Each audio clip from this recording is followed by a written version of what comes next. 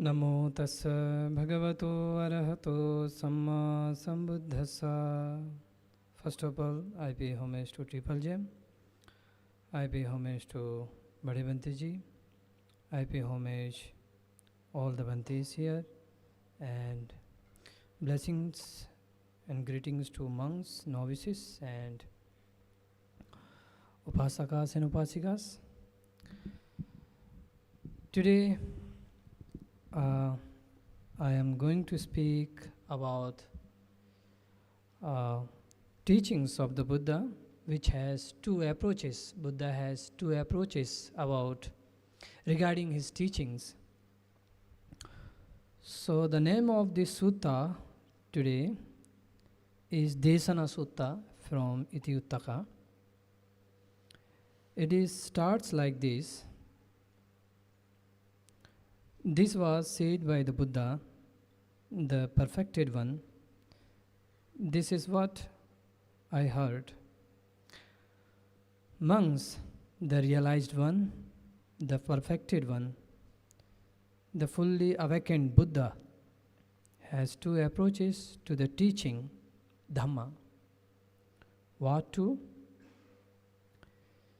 See evil as evil, see wrong as wrong. This is the first approach to the teaching Dhamma. Having seen evil as evil, be disenchanted, dispassionate, and freed from it. This is the second approach to the teaching Dhamma. The realized one, the perfected one, the fully awakened Buddha has these two approaches to the teaching Dhamma. The Buddha spoke this matter. On this, it is said, see the two approaches for explaining the Dhamma used by the realized one, the Buddha, the compassionate one, the compassionate for all beings. See that is evil and be disenchanted, be dispassionate towards it. Then, with a mind free of desire, you will make an end of suffering. So, this is the sutta. Sutta means discourse, which Buddha taught to one of the upasika, great upasika, female devotee of the Buddha. Her name was Kujuttara. So this sutta tells about two approaches regarding Dhamma. The very first approach regarding Dhamma is one should see evil as evil, and having seen that this is evil, one should be disenchanted and dispassionate, and we freed from it, we freed from this desire. And when one does so, one will make an end of suffering. So here in this sutta, we can relate this topic with meditation practice. And of course, in day-to-day life also we can see this. When we have mindfulness, good mindfulness, then we can see this as it is. Whenever the evil arises in our mind, how it reacts, how it arises, and what effects it makes in our mind, we can see it very clearly. And what makes it dominated to us, and what makes it to be strong or to be influenced to our mind. we can slowly come to know that it is our focus on evil action. As long as we stay holding on evil thought or unhealthy mental state, as long as we stay, we remain focused on that, then we will be in trap of this evil action, evil desire. This is how it functions. And when we have very good mindfulness, then we will be able to see as it is. It is evil, as Buddha said in meditation instruction, that when any thought arises, like when people start meditation, they want it to be empty of thoughts. So it is not possible for any meditator who start in the beginning. So it is better you can remain focused on the thoughts when thoughts arises, without judging them. If any thought arises, positive thought or negative thought, let them be and just focus. This is what Buddha have said. And of course, the emptiness can be experienced later. In the beginning, we cannot accept.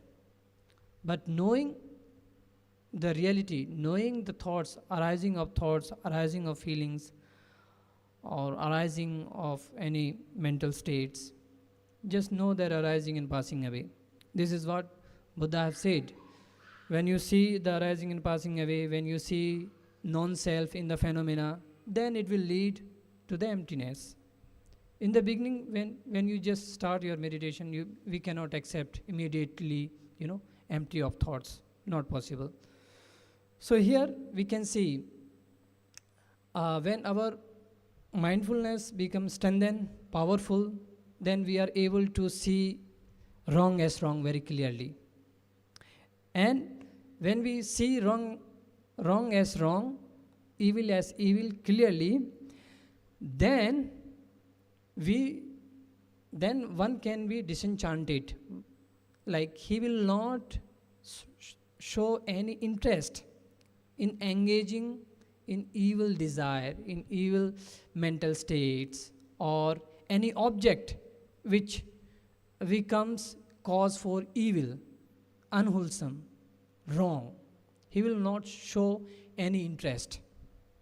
Or you can say, our Guruji for this used to translate one word in English, that is distaste. He will not test in evil action, in evil desire, in evil mental states.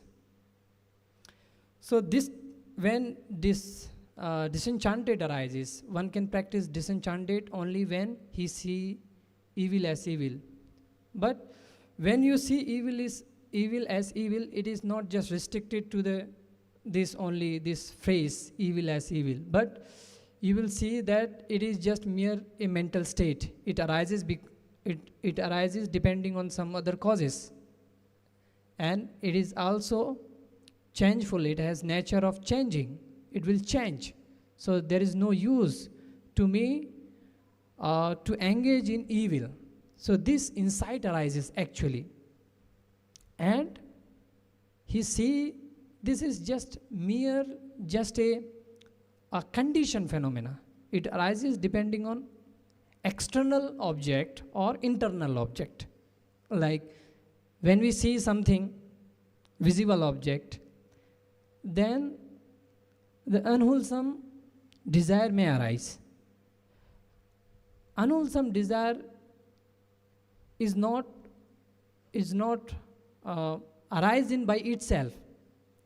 It arises depending on external object, visible object. Like when we see when we see any pleasurable object, then unwholesome evil desire arises. Unwholesome desire arises.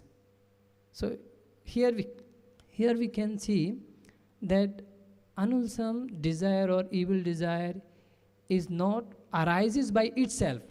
It arises depending on other object. It is conditioned by other things.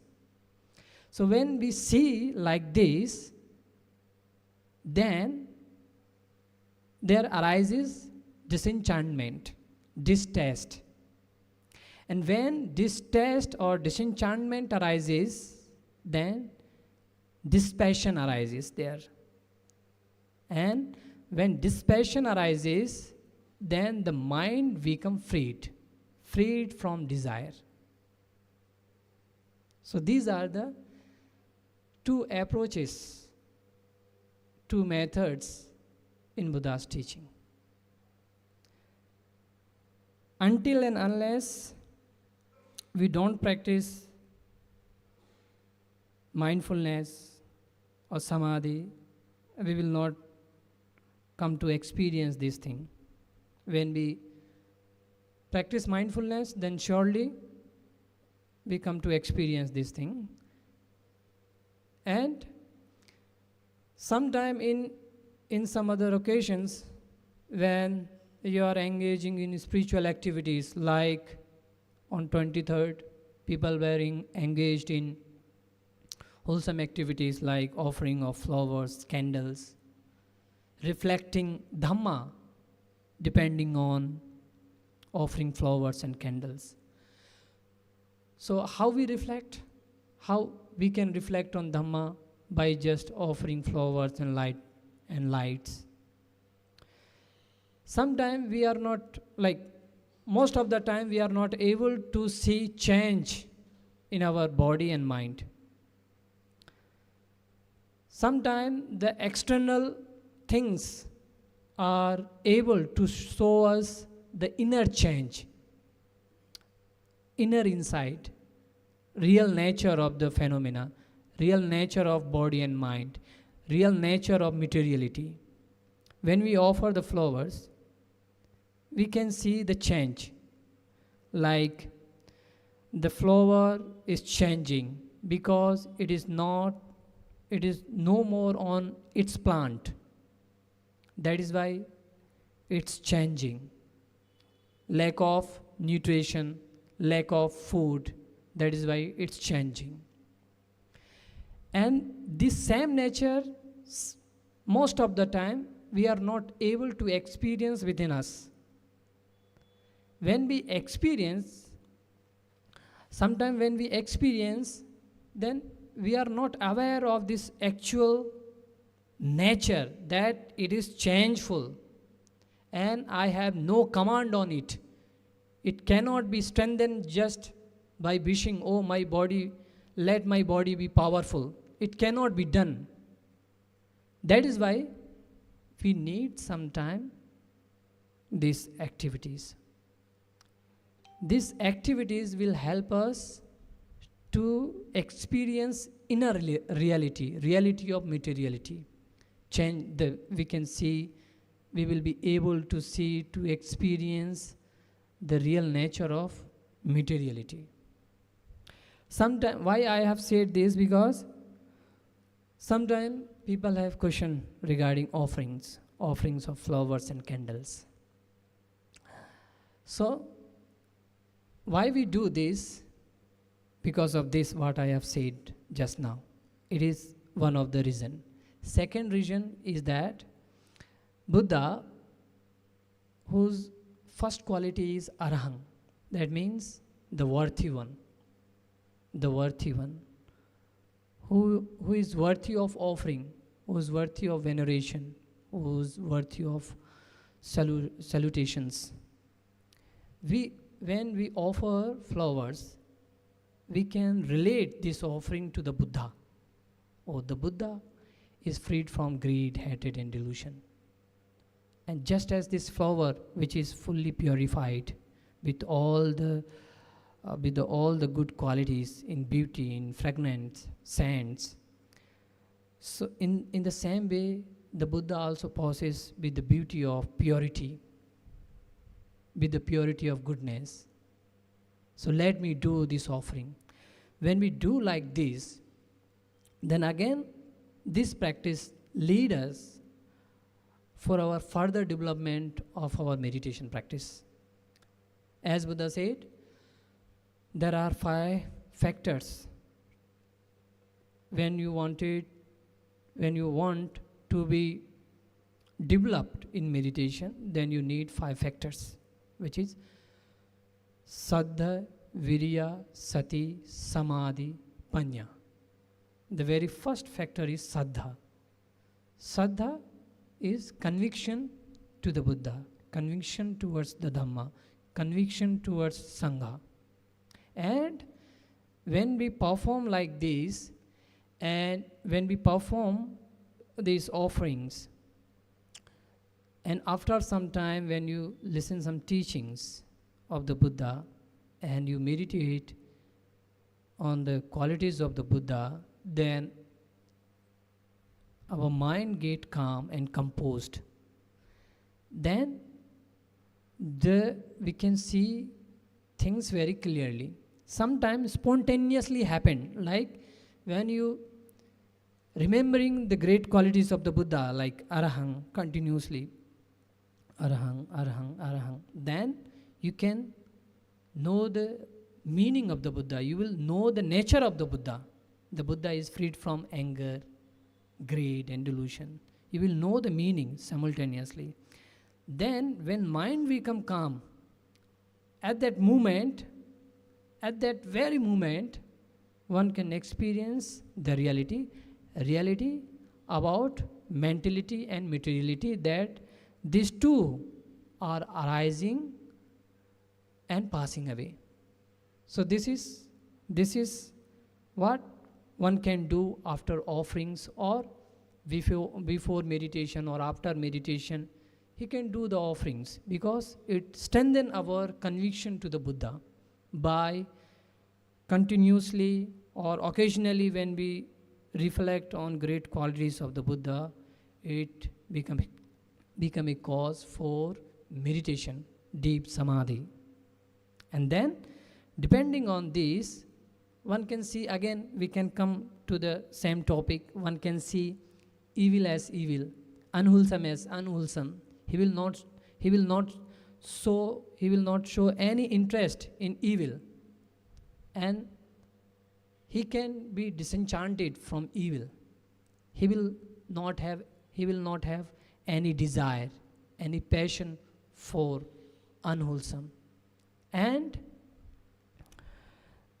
one can be freed from unwholesome desire, evil desire.